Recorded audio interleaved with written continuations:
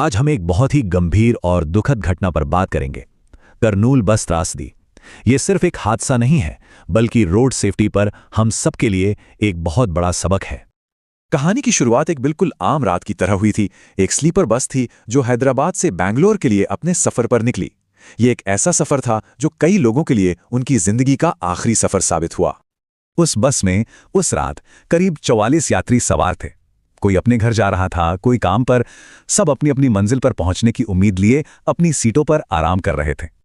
और फिर आंध्र प्रदेश के करनूल से वो दिल दहला देने वाली खबर आई। एक ऐसा भयानक सड़क हादसा जिसने सच में पूरे देश को झकझोर कर रख दिया। तो चलिए एक बार देखते हैं कि हुआ क्या था। बस रात में हैदराबाद से निकलती है। 24 अक्टूबर की सुबह सुबह चिन्ना टेकुरू के पास नेशनल हाईवे पर यह हादसा होता है और टक्कर के बस कुछ ही मिनटों के अंदर पूरी की पूरी बस आग की लपटों में घिर जाती है। अब सबसे बड़ा सवाल यह है कि आग लगी तो लगी कैसे, और वो इतनी तेजी से कैसे फैल गई कि किसी को संभलने तक का मौका नहीं मिला। असल में ये एक भयानक चेन रिएक्शन का नतीजा था। हुआ ये कि एक मोटरसाइकिल गलत दिशा से, मतलब रॉन्ग साइड से आकर सीधे बस से टकरा गई।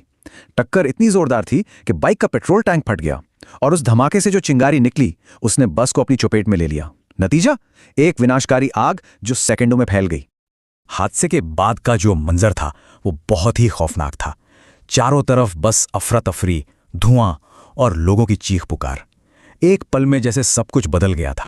सोचिए, आग की लपटों में फंसे हुए लोग, वो अपनी जान बचाने के लिए बस की खिड़कियां तोड़ने की हर मुमकिन कोशिश कर रहे थे, लेकिन आग इतनी भयानक थी कि कई लोगों को बाहर निकलने का जरा भी मौका नहीं मिला।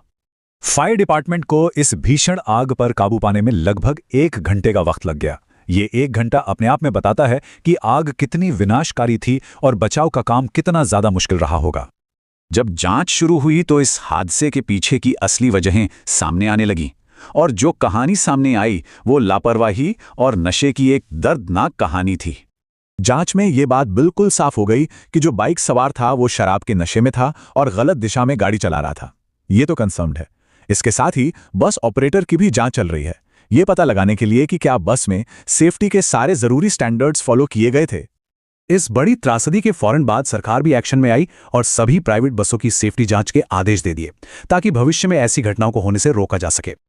तो यहां एक बहुत बड़ा सवाल उठता है, क्या यह सिर्फ एक और हादसा था या फिर हम सबके लिए एक बहुत बड़ी और गंभीर चेतावनी?